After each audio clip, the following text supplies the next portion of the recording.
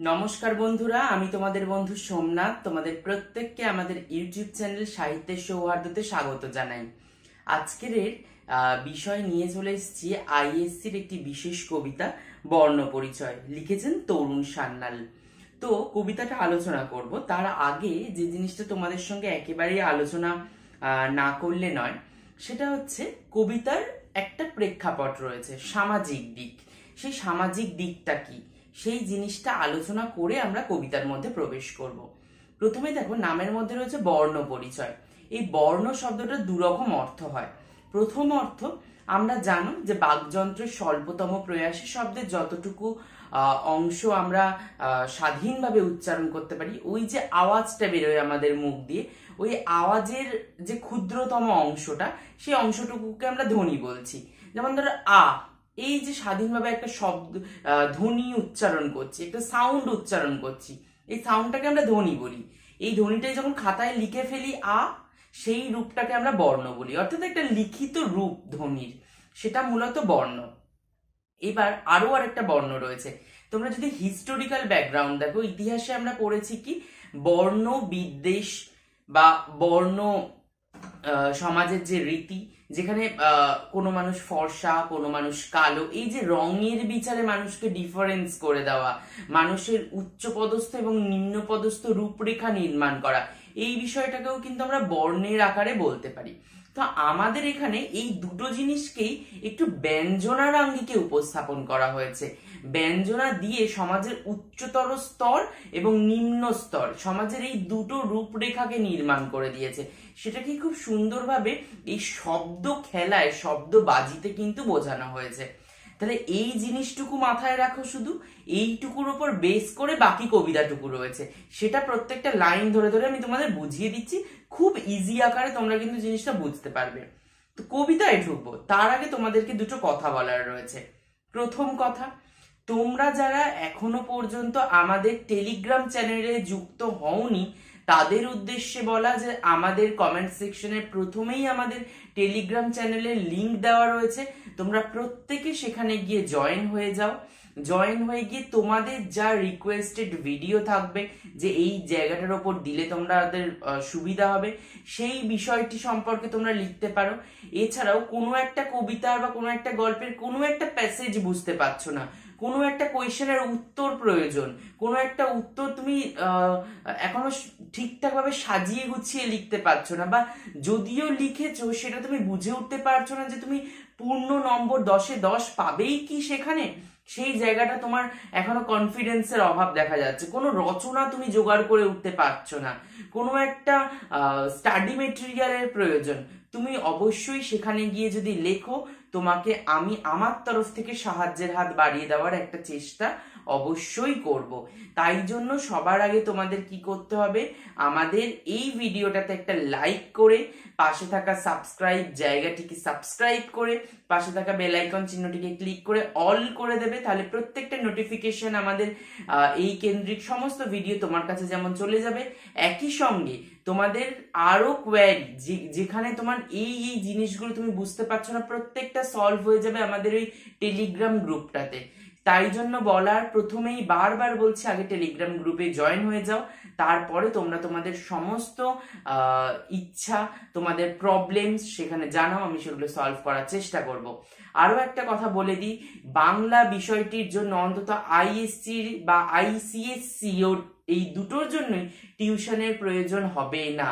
যদি আমাদের চ্যানেলের প্রত্যেকটা ভিডিও তোমরা মন দিয়ে দেখো, বিশেষ করে এই অ্যানালিসিস ভিডিওগুলো যদি তোমরা ভালো করে দেখো, আশা করা যায় এইটুকু যদি তোমার মগজাস্ত্র করতে পারো, তোমার মাথায় যদি ঢোকাতে পারো, তোমার আর কোনো টিউশনের দরকার নেই। হ্যাঁ, যেটা প্রয়োজন সেটা একটা ভালো পারফেক্ট নোটস। সেটাও বলে দিচ্ছি, একটা ভালো নোটসের জন্য তোমাদের কিছুটা শিখতে হবে, কিছুটা জানতে হবে, আর তারপরে তো আমি রইলামই তোমাদের টেলিগ্রাম গ্রুপে। তোমাদের ইচ্ছাটা জানিও, তারপরে দেখা যাক আমি তোমাদের জন্য কতটা কি করতে পারি। তাহলে চলো, এই প্রাক কথনটুকুর পর্ব শেষ করে এবার আমরা সরাসরি কবিতার মধ্যে ঢুকে পড়ি। কবিতা দেখো, প্রথমেই বলছে, দেউড়ির সামনে টুলে বসে মস্ত গোফ উর্দিও নিষেধ। এই দেখো, শব্দগুলো একটুখানি বুঝতে হবে। দেউড়ি, দেউড়ি মানে জানো, দেউড়ি হচ্ছে বড় বড় যে প্রাসাদ তুল্য বড় বড় যে অট্টালিকা হয় তাদের বড় বড় পাঁচিল, যেখানে পাঁচিলের আমরা সাধারণত বাড়ির পাঁচিল একটু নিচু লেভেলে দিয়ে এপার থেকে ওপার দেখতে পাই, কিন্তু সেই সমস্ত বাড়ির পাঁচিল কিন্তু দেখা যায় না ওপারে কি রয়েছে, এতটাই উঁচু করে দেওয়া হয়। আসলে সাধারণ মানুষের প্রবেশ কিন্তু সেখানে নিষিদ্ধ। একজন সাধারণ সমাজের প্রান্তিক জনগোষ্ঠীর মানুষরা সেখানে পৌঁছতে পারবে না। তাই জন্য সেই সমাজের উচ্চবিত্ত শ্রেণীর মানুষরাই কিন্তু সেগুলো তৈরি করে। সেই পাঁচিলের যে একটা মুখ্য দুয়ার থাকবে, একটা গেট থাকবে, চারিদিক দিয়ে ঢুকতে না পারলে ওই গেট দিয়ে তুমি ঢুকতে পারবে, সেই গেটটা একটা বিশাল আকার তোরণের মতো হয়, সেই জিনিসটাকেই দেউড়ি বলা হয়। আর সেই দেউড়ির সামনে টুলে বসে মস্ত গোফ উর্দি ও নিষেধ, অর্থাৎ এই আঙ্গিকটা, এই যে মস্ত গোফ উর্দি, এগুলোর মাধ্যমে বোঝানো হচ্ছে সিকিউরিটি গার্ডকে। একদম সিম্পল ভাষায় একজন সিকিউরিটি গার্ডকে তারা বসিয়ে রাখেন, উর্দি পরিয়ে, তাদের একটা নির্দিষ্ট একটা ড্রেস রয়েছে। ও নিষেধ মানে তারা সবসময় বাধা দেয় সাধারণ মানুষগুলোকে ওই বাড়ির মধ্যে প্রবেশ করার জন্য। তাহলে এখান দিয়ে সিম্পল যে কথাটা বোঝা গেল সেটা হচ্ছে সাধারণ মানুষের থেকে কিভাবে পৃথক করে দেওয়া যাচ্ছে একটা অন্য পর্যায় শ্রেণীর মানুষকে, যারা সামাজিকভাবে একটু অর্থনৈতিক দিক থেকে উচ্চ পদস্থ, সেই মানুষগুলো অট্টালিকাতে থাকছে, তাদের বাড়ি তাদের জন্য সিকিউরিটি রয়েছে, আর সাধারণ মানুষগুলো তাদের কাছে প্রবেশ নিষিদ্ধ হয়ে যাচ্ছে। সেই আঙ্গিকটা এখানে বোঝাতে চেয়েছেন। পরের লাইন বলছে দেখো, একটি দুটি নীল বাস উড়ে আসছে, ছুঁয়ে যাচ্ছে হাওয়ায় শ্যাম্পুর হালকা গোলাপ বা ল্যাভেন্ডার জুন, এবং স্বর্গের ভাষা জলের ওপর জলপাতে, এবং মার্বেল সিঁড়ি বেয়ে উঠে যাচ্ছে দ্রুত স্যাচেল টিফিন বাক্সে, মায়েদের স্ট্যাটাস সিম্বল হয়ে পরিদের শিশু, বাবাদের আকাঙ্ক্ষা ও ব্যয় হয়ে ভারতের ভাবী শাসকেরা। কি সুন্দর দেখো লাইনগুলো, একটু একটু করে বোঝার চেষ্টা করো।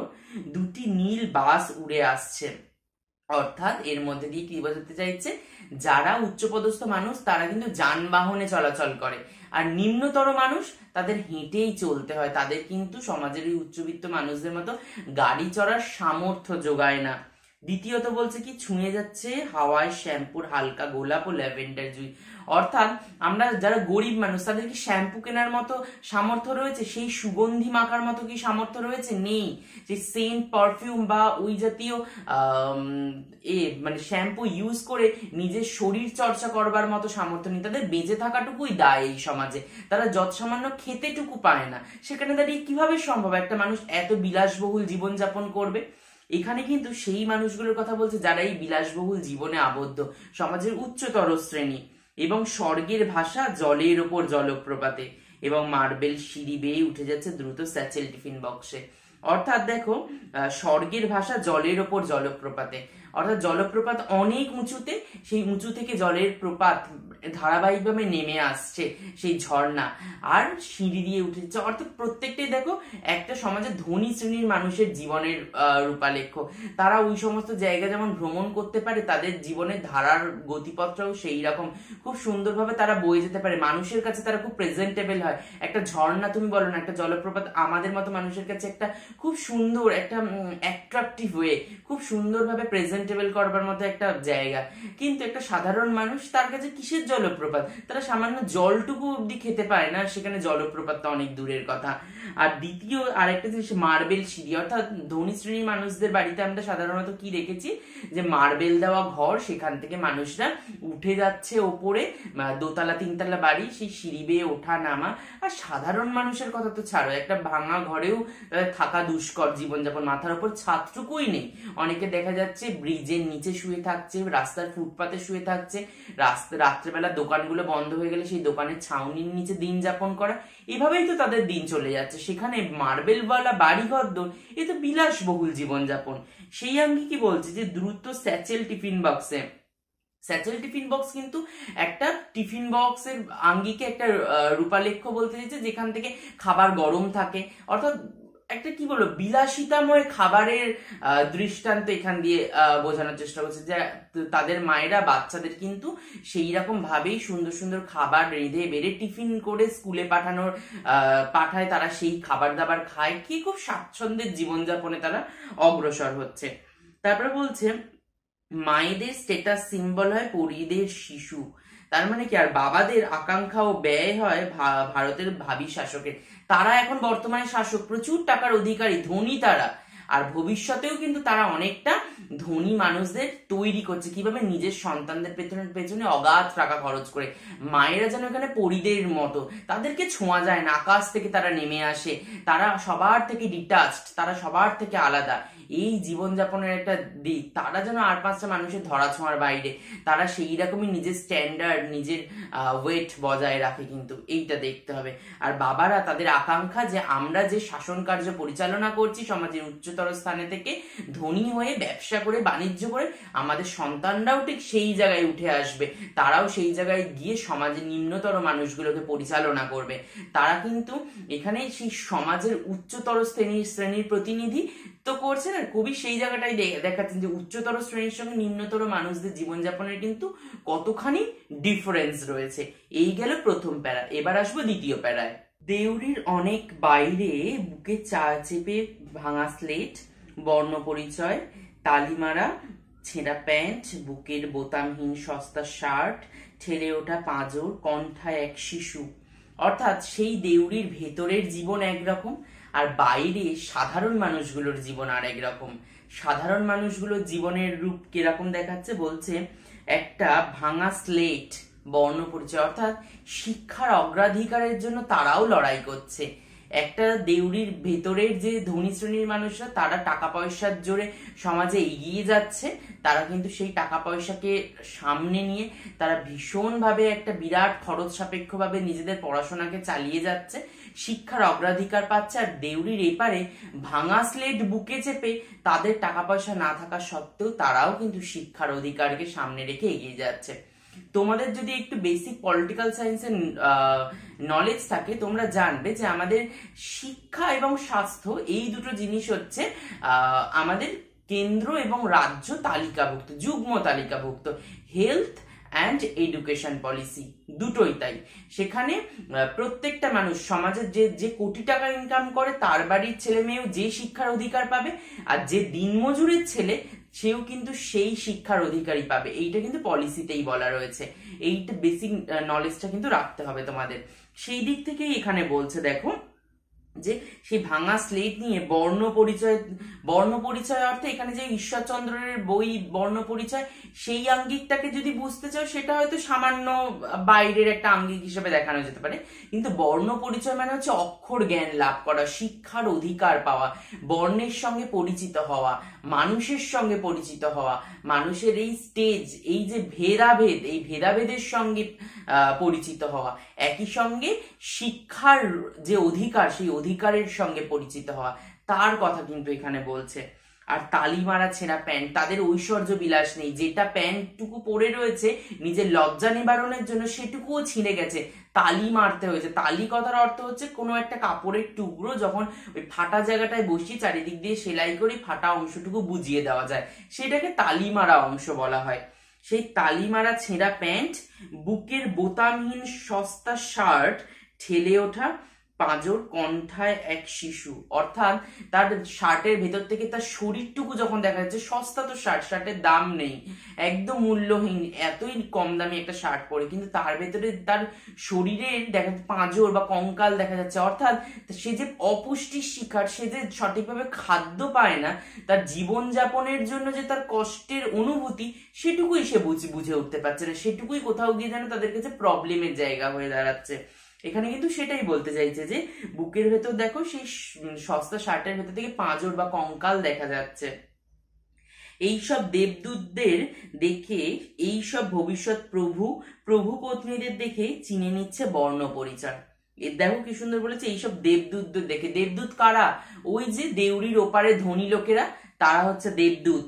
আর সেই সব ভবিষ্যৎ প্রভু, আর তাদেরকেই তারা দেখছে যে এরা আজকের আমার বাবা মায়ের ওপরে এই সমস্ত মানুষরা অধিকার ফলাচ্ছে, আমরা গরিব আর ওরা ধনী, আমাদের উপর ওরা কর্তৃত্ব বিস্তার করছে, ওদের ছেলে মেয়েরা আর কিছু বছর পর আমাদের উপর কর্তৃত্ব বিস্তার করবে।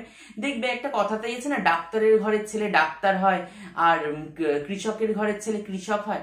যদিও বর্তমানে সেই চিন্তাধারা বদলাচ্ছে, অনেক পরিবর্তন হচ্ছে, কিন্তু তবু একটা প্রচলিত কথা, সমাজে যে স্ট্যান্ডার্ড থেকে বিলং করে সে আরো আপার স্ট্যান্ডার্ডে পরবর্তী প্রজন্মকে নিয়ে যাওয়ার চেষ্টা করে।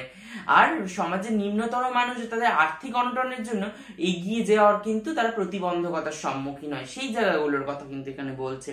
তাই বলছে প্রভু পত্নীদের দেখে চিনে নিচ্ছে বর্ণ পরিচয়। প্রভু পত্নী কারা?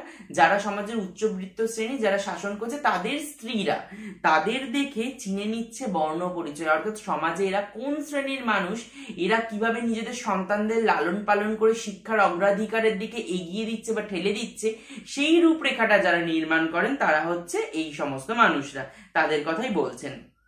তারপরে বলছে দেখো, প্রাসাদ ও বস্তি নিয়ে, প্রাচুর্য ও ক্ষুধা নিয়ে দেউরির ভিতরে বাইরে বয়ে যাচ্ছে একটাই কলকাতা। তাহলে এই কলকাতা শহরেই আমরা প্রত্যেকে বাস করছি। সমাজের ওই ধনী শ্রেণীর মানুষরাও যেমন বসবাস করছে, সমাজের গরিব শ্রেণীর মানুষরাও কিন্তু বসবাস করছে। দুজনের মধ্যে কিন্তু একটা অফুরন্ত পার্থক্য, কিন্তু এদিকে দেখো বসবাস ক্ষেত্র সেই একটাই জায়গা, কলকাতা। বলছে প্রাসাদ এবং বস্তি, প্রাসাদে ধনীরা বসবাস করে, বস্তিতে গরিবেরা বসবাস করে। প্রাচুর্যে থাকে ধনীরা, আর ক্ষুধায় থাকে, খিদের জ্বালায় দিন কাটায় হচ্ছে গরিবেরা।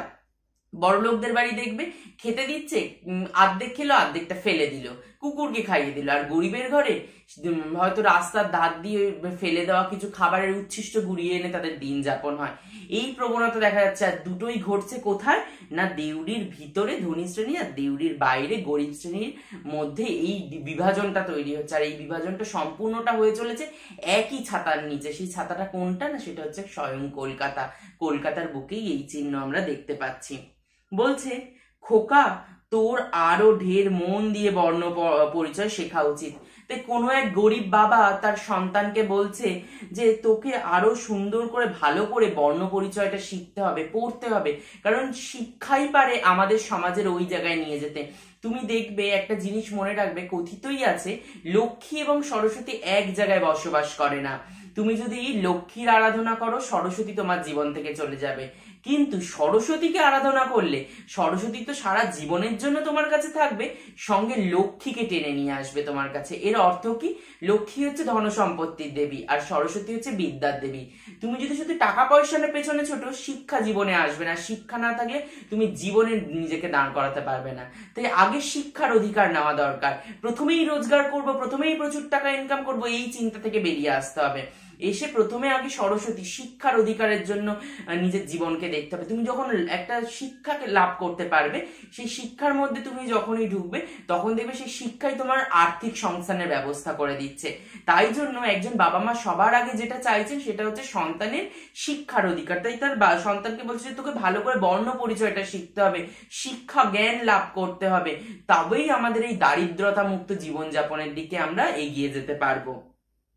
খোকা, তোর ভাঙা স্লেটে আঁকা বাঁকা অক্ষরের ঢঙে মহাদেশ মহাসাগরের নকশা, মহাবিশ্ব, সৌরলোক, ফসলেও যন্ত্রে, পাখি, নদীর কাকলি নিয়ে গোটা মানুষের ছবি ফুটে ওঠা চাই। অর্থাৎ বলতে যে তোর এই শিক্ষার মধ্যে আমরা মানবতাকে খুঁজে পেতে চাই, এর মধ্যে শিক্ষার লক্ষ্যকে খুঁজে পেতে চাই। দেখো কি সুন্দর বলেছে, মহাদেশ মহাসাগরের নকশা, অর্থাৎ মহাদেশ মহাসাগরের কথা আমরা কিসে পড়ি? জিওগ্রাফিতে পড়ি। মহাবিশ্ব সৌরলোকের কথা জিওগ্রাফিতে পড়ি। ফসল ও যন্ত্রের কথা কিসে পড়ি? জিওগ্রাফিতে পড়ি। পাখি, নদী, কাকলি, এই সমস্ত টপিক কোথায় পড়ি? জিওগ্রাফিতে পড়ি। গোটা মানুষের কথা কোথায় পড়ি? গোটা মানুষের কথা যদি পড়তে হয় আমাদের কিন্তু বায়োলজি পড়তে হবে। অর্থাৎ একটা আর্টসের সাবজেক্টের দিকে দিয়ে দিল, একটা সায়েন্সের সাবজেক্টের দিকে দিয়ে দিল। এই যে রূপরেখাটা সম্পূর্ণটা মিলে হচ্ছে হিউম্যানিটি, যাকে আমরা বলি মানবিকী বিদ্যা। সেই হিউম্যানিটিটা শেখাটা, সেটাই কিন্তু এখানে বলতে চেয়েছে যে তুমি একটা শিক্ষা লাভ করো, সম্পূর্ণরূপে মানুষ হওয়ার শিক্ষা লাভ করো। তোমার এই শিক্ষার অধিকার যেন সমগ্র বিশ্ব চেতনাকে একত্রিত করতে পারে, তার রীতিনীতি আচার ব্যবহারের রূপরেখাকে যেন বদল করতে পারে। সেই দৃষ্টান্ত দিতে চাইছে যে একটা সম্পূর্ণ কভারেজ প্যাকেজ আসা চাই। কিসের প্যাকেজ? একটা মনুষ্যত্বের প্যাকেজ, একটা ওভারঅল হিউম্যান বিইং হিসেবে তুমি নিজেকে প্রতিষ্ঠিত করো এই সমাজে, তবেই আমরা প্রকৃত অর্থে জীবনযাপনের দিকে অগ্রসর হতে পারবো। আর একটা সুস্থ সবল শান্তিময় জীবনযাপন, সেখানে ওই আর্থিক ঔজ্জ্বল্যে একটা প্রচুর কিছু উচ্চ জায়গায় রয়েছে, তুমি গরিব, তুমি সমাজে একেবারে অপাঙ্ক্তেয়, এইভাবে অবহেলার জায়গা দেখাবো না, সেই কথাই কিন্তু বলতে চেয়েছেন। এর পরবর্তীতে যাব পরবর্তী স্তবকে। আমার তো চলে গেল ত্রস্ত দিন, নাঙলের বাঁটে হাত রেখে। আমার তো বয়ে যায় ভরা বেলা, যন্ত্রের পাঞ্জায় হাত রেখে। আমার তো পদপাতে পিচের গরম চুমা, অনাবৃষ্টি উচ্ছেদ বা ছাঁটাই মিছিলে। কি সুন্দর বক্তব্য দেখো। এটাও কিন্তু একটু রূপকের অন্তরালে বলছে। আমার তো চলে গেল ত্রস্ত দিন। ত্রস্ত মানে ভয়, সন্ত্রস্ত হয়ে জীবনযাপন করা। সেইভাবে একটা ভয়ের দিন আমার কেটে গেছে নাঙলের বাঁটে হাত রেখে। অর্থাৎ নাঙল কারা চালায়? কৃষক সম্প্রদায়, অর্থাৎ সমাজের নিম্ন স্তরীয় সেই গরিবী মানুষদের কথা বলছে, যারা নাঙলের বাঁটে হাত রেখে যার দিন চলে গেল। এখানে অ্যাকচুয়ালি পার্টিকুলার কোনো একটি মানুষ যে এইটা করছে তা নয়, একটা মানুষের আঙ্গিকে একটা ওভারঅল কৃষক সমাজ, সমাজের নিম্নবর্তী সাধারণ প্রত্যেকটি মানুষকে ইন্ডিকেট করেছে। একজন মানুষ, ইনি জাস্ট এ সিম্বল হিসেবে এখানে রিপ্রেজেন্ট হয়েছেন, আর বাকি প্রত্যেকেই হচ্ছেন কি এনার অন্তরালে একটা গোটা সমাজ ব্যবস্থার ইঙ্গিত দিচ্ছেন। তাই বলছে যে তার তো গোটা নাঙলের বাঁটে হাত রেখেই দিন কেটে গেল, মানে সারাটা জীবন তিনি কৃষিবৃত্তি করতে করতেই তার দিন শেষ। আমার তো বয়ে যায় ভরা বেলা, যন্ত্রের পাঞ্জায় হাত রেখে। অর্থাৎ এখানে মজুর শ্রেণীর কথা বলছে, যে যন্ত্র চালনা করেন যারা, তাদের সেই কাজ করতে করতে সারাটা বেলাই কেটে গেল। আমার তো পদপাতে পিচের গরম চুমা। চুমা মানে হচ্ছে যে চুম্বন বা চুমু যাকে আমরা বলি, সেটা কি না পিচের রাস্তায় ওই তপ্ত রোদের সঙ্গে পায়ের চুমু, অর্থাৎ স্পর্শ। সেই স্পর্শের আঙ্গিকে যে টাচ হচ্ছে সেটার কথা বলছে, যে আমার পদপাতে মানে পায়ের তলায় সেইভাবেই কিন্তু গরম স্পর্শ অনুভূত হচ্ছে, অনাবৃষ্টি উচ্ছেদ বা ছাঁটাই মিছিলে। তাহলে অনাবৃষ্টি উচ্ছেদ বা ছাঁটাই মিছিলে যেভাবে অনাবৃষ্টি মানে বৃষ্টি হচ্ছে না, অর্থাৎ খরার কথা বলছে।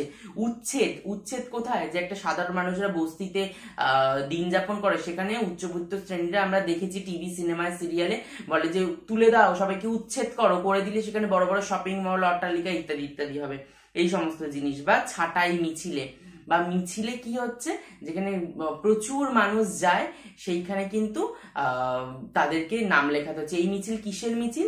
যখন দেখি আমরা শ্রমিক মানুষদের ওই কারখানা থেকে ছাঁটাই করে দিচ্ছে, তারা প্রত্যেকে মিছিলে নামে যে আমাদের কাঠ ছাঁটাই করলে চলবে না, আমাদের আবার সেখানে রাখতে হবে, আমাদের সেখানে ফিরিয়ে নিয়ে যেতে হবে, আমাদের কাজে অ্যাপয়েন্ট করতে হবে। এই যে দাবি জানানো, কাদের কাছে এই দাবি জানায়? সমাজের ওই উচ্চবিত্ত শ্রেণীর মানুষদের কাছে এই দাবি জানায়, যে তারা অন্যায়ভাবে আমাদের অত্যাচার করছে, অবিচার করছে, সেই পথে যাতে আমাদের আর অগ্রসর হতে না হয়, সেই রূপরেখাই বলতে চাইছে। খোকা, তাকে জানতে হবে পৃথিবীটা বদলে দিতে কতখানি ধৈর্য পেতে হয়। তার মানে সে তার সন্তানকে বলছে, বাবু বা খোকা, তুমি দেখো, তোকে এই জিনিসটা বুঝতে হবে যে তোর বাবা যে কষ্টটা করছে, সেই কষ্ট যাতে তোকে না করতে হয়, তার জন্য শিক্ষাটা সবার আগে প্রয়োজন। পড়াশোনা করতে হবে, ভালো মানুষের মতো মানুষ হতে হবে। যে পৃথিবীটা বদলে দিতে কতখানি ধৈর্য নিতে হয়, কতখানি ধৈর্য নিয়ে তুই এই লাইফস্টাইলটা লিড করছিস, কতখানি যে স্ট্রাগল করতে হচ্ছে, তোর বাবাকে কতখানি স্ট্রাগল করতে হচ্ছে, সেই ইতিহাসটা তোকেই বলতে হবে সাধারণ মানুষের কাছে। তোর জীবনযাপনের সেই আলেখ্যটা এইভাবেই তুই লিখে চল।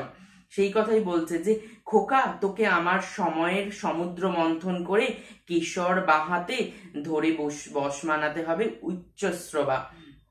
এই কথাটার মানে কি? পুরাণে আমরা দেখেছি সমুদ্র মন্থন হয়েছে, সমুদ্র মন্থন থেকে বিভিন্ন জিনিস উঠে এসছে, সেগুলো কি হয়েছে, দেবতারা নিজেদের আয়ত্তে নিয়েছেন। যেমন ধরো ওখান থেকে আমরা জানি যে অমৃত উঠে এসেছিল, অমৃত দেবতারা পান করেছেন। সেখান থেকে ধরো তোমার বিষ উঠে এসেছিল, শিব পান করেছেন। সেখান থেকে লক্ষ্মী উঠে এসেছিলেন, বিষ্ণু তাকে স্ত্রী হিসাবে গ্রহণ করেছেন। ঠিক তেমনি উচ্চশ্রবা বলে একটি সাদা ঘোড়াও উঠে এসেছিল, যেটাকে দেবরাজ ইন্দ্র নিজের বশ্যতায় এনেছেন, এবং দেবরাজ ইন্দ্রর বাহন রূপে আমরা তাকে চিনি, এবং সমস্ত ঘোড়াদের মধ্যে শ্রেষ্ঠ বলে তাকে পরিচিতি দিই সেই সাদা ঘোড়াটাকে। তার নাম হচ্ছে উচ্চশ্রবা। তো তাই বলছে যে খোকা, তোকে আমার সময়ের সমুদ্র মন্থন করে, মানে আমি যে স্ট্রাগল পিরিয়ডের মধ্যে দিয়ে জীবনযাপন করেছি, সেই সময়টাকে তোকে মন্থন করতে হবে, সেখানে নির্যাসটুকু তোকে শোষণ করে তোকে বশ্যতা মানাতে হবে। এই সমাজকে দেখিয়ে দিতে হবে যে কেশর বাঁ হাতে ধরে বশ মানাতে হবে উচ্চশ্রবা। অর্থাৎ ঘোড়ার কেশর থাকে, জানো তোমরা প্রত্যেকেই, বাঁ হাতে ওই কেশর ধরে টানলে ঘোড়া অনেকটা এগিয়ে যায়। ঠিক সমাজের নাক পাশে বিধে আমরা যেভাবে যন্ত্রণায় ভুগছি, সেইখানে ওই ঘোড়াটাকে নিয়ে নিয়ে আমাদের কিন্তু অনেকটা এগিয়ে যেতে হবে, তবে গেলে আমরা একটা জায়গায় গিয়ে নিজেদের রূপরেখাটাকে স্থাপন করতে পারবো, আমরা অনেকটা এগিয়ে যাওয়ার স্বাচ্ছন্দ্য বোধের দিকে কিন্তু পরিলক্ষিত হবো। সেই দৃষ্টান্ত কিন্তু তোকেই স্থাপন করতে হবে, তোকেই শিক্ষার অগ্রাধিকার নিয়ে মানুষের চোখে এই ব্যবধানটাকে ঘুচিয়ে দিতে হবে, এটা বলছে। এরপরে যাবো পরবর্তী স্ট্যান্জায়। পরবর্তী লাইন বলছে, দেখো, না, কোনো অফিস ঘরে টাই প্যান্টে জরদগব দম্ভ নয়, তোকে নিতে হবে এই সসাগরা ধরিত্রীর কঠিন দায়িত্ব, শান্তি সমৃদ্ধির দায়। তাহলে সে তার সন্তানকে সুশিক্ষা দিচ্ছে, বলতে চাইছে যে না, কোনো অফিস ঘরে বসে টাই প্যান্ট পরে তুই একটা উচ্চবিত্ত প্রচুর টাকার মালিক হয়ে গেলি, তুই সাধারণ মানুষকে অত্যাচার করবি, খাটাবি, তাদের ন্যায্য জিনিস দিবি না, তাদের অধিকার থেকে বঞ্চিত করবি, এইভাবে আমি তোকে চাই না, এইভাবে তুই জীবনযাপন করিস না। তোকে হতে হবে যে সসাগরা ধরিত্রীর কঠিন দায়িত্ব নিতে হবে, অর্থাৎ মানে এই যে সাগরের মতো মানে অকাল সমুদ্র, যার কোনো শেষ নেই, কুল নেই, কিনারা নেই, কিচ্ছু নেই, সেই রকম মহান হৃদয়ের অধিকারী হতে হবে। সেইরকম ভাবে এই সমস্ত পৃথিবীর দায়িত্ব নিতে হবে, অর্থাৎ সমস্ত মানুষের দায় দায়িত্ব যাতে তোর উপরে বর্তায়, সেইভাবে তুই জীবন যাপন কর, সেই শান্তি তোকে ফিরিয়ে আনতে হবে, সেই সমৃদ্ধি তাদের জীবনে করতে হবে, সেইভাবেই কিন্তু তুই একজন প্রকৃত অর্থে মানুষের মতো মানুষ হবি। এখনই সময় খোকা ভালো করে শেখ, এখনই সময় খোকা ভালো করে চোখ মেলে দেখ। অর্থাৎ আমরা ছোটরা জানবে কাদার ডেলার মতো, তাদেরকে যেমন ভাবে শিখিয়ে ওঠা হয় সে কিন্তু সেইভাবেই শেখে। তোমরা দেখবে বাড়িতে যখন বড়রা আসেন, আমাদের বাবা মায়েরা শেখান পায়ে হাত দিয়ে প্রণাম করো, তারা কিন্তু আমাদের এই কালচার বোধটা ছোটদের শিখিয়ে দেন বলেই আমাদের সেই শিখনটা হয়ে থাকে এবং আমরা সেটা ব্যবহার করি। এবার তোমরা একটু যদি পাশ্চাত্যের কালচারে যাও, দেখবে তাদের বাবা মারা কি শেখায়, একটা এরকম হাত বাড়িয়ে দিয়ে হ্যান্ডশেক করে কি বলতে বলে, হ্যালো বা হাই, এ জাতীয় শব্দ। তাহলে সেটা তাদের কালচার অনুযায়ী কিন্তু তাদের বাবা মারাও তাদেরকে শেখান এবং তারাও কিন্তু ছোট থেকে সেই কালচারটাকেই শিখে নেয়। ঠিক তেমনি তুমি যদি ভালো কিছু তোমার সন্তানকে শেখাও, সে সেটাই শিখবে। উচ্চবিত্ত শ্রেণীর মানুষদের মেন্টালিটি সমাজকে শোষণ করা, প্রচুর অর্থবান হওয়া, প্রচুর টাকা পয়সা ইনকাম করা, তারাও কিন্তু তাদের সন্তানদের মধ্যে সেটুকু শিক্ষাই ঢুকিয়ে দেয়, মানুষ হওয়ার শিক্ষাটুকু দেয় না। মানুষের বিপদ আপদে তাদের পাশে দাঁড়ানো, তাদের কাজে লাগা বা তাদের জীবন কিভাবে সমৃদ্ধি, আনন্দ, শান্তিতে পরিপূর্ণ হবে তার দায় দায়িত্ব নেওয়া, এই জিনিসটা কিন্তু শেখায় না। তাই জন্য এখানে একজন গরিব বাবা সে তার সন্তানকে কিন্তু শেখাচ্ছে যে কিভাবে তুমি একজন ভালো মানুষ হবে এবং এই সমাজের প্রত্যেকটা মানুষের দায় দায়িত্ব নিজের কাঁধে তুলে নেবে। শুধু নিজের ভালো থাকার দায়িত্ব নয়, আর 5টা সাধারণ মানুষের ভালো থাকার দায়িত্বও কিন্তু তোমার ওপর বর্তায়, সেই কাজটাও তোমাকে করতে হবে। তাই বলছে যে ভালো করে শেখ, এখনই সময়, ভালো খোকা ভালো করে চোখ মেলে দেখ, এখন সময় খোকা তোর বর্ণ পরিচয়ে, আমাদের স্বপ্ন ভাবিকাল, ভাবিকাল মানে হচ্ছে ফিউচারের কথা বলছে, ভবিষ্যতের কথা বলছে, ভবিষ্যৎকাল আগত, ভবিষ্যতের জন্য তোকে ভালো মানুষ হতে হবে। আমাদের স্বপ্ন রয়েছে যে আমরা যে কষ্ট করে দিন যাপন করছি সেই কষ্ট যেন তোকে করতে না হয়, সেই কষ্টের রূপালেখ্য যেন তোদের মধ্যে না বর্তায়, তোরা সেইটাকে ওভারকাম করে যেন এগিয়ে যেতে পারিস, সেই ভালো থাকার আঙ্গিকে যেন তোরা অনেকটা এগোতে পারিস, সেই জীবনযাপনের রূপরেখা কিন্তু তোদের মধ্যে থাকতে পারে। সেই কথাই বলছে যে আমাদের জীবন কিন্তু ততটাই স্বাচ্ছন্দ্যময়, সুখের এবং ভালো হতে পারে, তোরা সেই জীবনটাকে কিভাবে দেখছিস, সেই আঙ্গিকটাকে কিভাবে ফুটিয়ে তুলছিস, সেই ভাবটার কথা কিন্তু তোরা বলবি। তো তার জন্য তোকে ভালো মানুষ হতে হবে, ভালো শিখতে হবে। আর আমাদের জীবনের অভিজ্ঞতাটাকে তুই নে, তুই সেটা দেখে নে যে আমরা কতটা কষ্ট করছি, সেইভাবে তুই পড়াশোনায় মনোযোগ দে, ভালো মানুষের মতো মানুষ হ, যাতে আমাদের মতো হাড় ভাঙা পরিশ্রম করতে না হয়।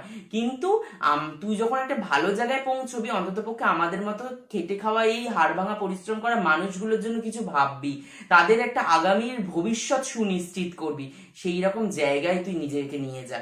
এইরকম ভাবে সে তার সন্তানকে সুশিক্ষায় শিক্ষিত করছে, আর এইভাবেই সে কিন্তু তার জীবনের সাথে বর্ণ পরিচয় করিয়ে দিচ্ছেন। আমরা বইয়ের সাথে নিজেদের বর্ণের পরিচয় করি, কিন্তু এখানে একজন মূর্খ শ্রমিক শ্রেণী বা কৃষক শ্রেণীর সাধারণ নিম্নবিত্ত শ্রেণীর মানুষ সে তার সন্তানকে কিসের সঙ্গে পরিচয় করাচ্ছেন না, সে তার সন্তানকে কিন্তু একজন ভালো মানুষ হওয়ার শিক্ষা দিচ্ছেন, সে জীবনের সঙ্গে বর্ণ পরিচয় করাচ্ছেন। এটাই কিন্তু এই কবিতার মূল বিষয়। যাই হোক, আশা করি তোমরা কবিতাটা অনেকটা বুঝতে পেরেছো। ইন ডিটেল প্রত্যেকটা লাইন ধরে ধরে আলোচনা করার চেষ্টা করলাম। আশা করি তোমাদের আর অসুবিধা হওয়ার এখান থেকে কোনো জায়গা নেই। কিন্তু তবুও যদি কোনো অসুবিধা হয়, বারে বারে বলছি, কমেন্ট সেকশনে কমেন্ট করে জানাতে পারো। এছাড়াও তোমাদের জন্য স্পেশাল সুযোগ, আমি কমেন্টে একটা বিশেষ লিংক দিয়ে দিয়েছি। কিসের লিংক? না, তোমাদের একটা টেলিগ্রাম চ্যানেল বা একটা টেলিগ্রাম গ্রুপের লিংক দিয়ে দিয়েছি। সেই গ্রুপটাতে তোমরা অতি অবশ্যই জয়েন হবে। সেই গ্রুপটাতে তোমাদের যা কোয়ারি তোমরা অতি অবশ্যই জানাও। তোমাদের ক্লাস স্টার্ট হচ্ছে, বছরের প্রথম থেকেই তোমরা ভালো মতো প্রস্তুতি নাও। আশা করা যায় উইদাউট টিউশন তোমরা 95% মার্কস অনায়াসেই কিন্তু ক্র্যাক করতে পারবে। সেটা তোমরা কিন্তু অ্যাচিভ করার যোগ্য, আমি তো সেটাই মনে করি। আইএসসি তে অতটাও টাফ নয়, তবে তোমাদের সামনের ভাবধারাটা ভীষণ টাফ করে রাখা হয়েছে। তোমরা যদি চাও সেই টাফের হওয়ার বর্মটাকে ছিঁড়ে ফেলে খুব সহজভাবে তোমরা কিন্তু ভালো মার্কস ক্যারি করতে পারো। তার জন্য তোমাদের কিন্তু অতি অবশ্যই আমাদের চ্যানেলের সঙ্গে যেমন যুক্ত থাকতে হবে, সাবস্ক্রাইব করে নিতে হবে, আর একই সঙ্গে আমাদের টেলিগ্রামের সঙ্গেও যুক্ত হও। তোমাদের বন্ধুদের মধ্যেও এই বার্তাটা পৌঁছিয়ে দাও। তোমাদের বন্ধুদের মধ্যে শেয়ার করলে তারাও কিন্তু খুব উপকৃত হবে বলেই আমি আশা রাখছি। আর তোমাদের এই কাজগুলো, এই ছোট্ট ছোট্ট একটুখানি কাজ কিন্তু আমাদের অনেকটা অনুপ্রেরণা দেয় পরবর্তী ভিডিওগুলো প্রস্তুত করার জন্য। আশা করছি আমাদের প্রত্যেকের একে অপরের সঙ্গ নিয়ে পরীক্ষা খুব ভালো হবে। সেই প্রস্তুতি পর্ব এখন থেকেই শুরু হোক। তাহলে আজকের ভিডিওটা এখানেই শেষ করি। দেখা হবে আবারও অন্যান্য কোনো নতুন ভিডিওর সঙ্গে। আজকের এখানেই শেষ করলাম। প্রত্যেকে খুব ভালো থেকো, সুস্থ থেকো।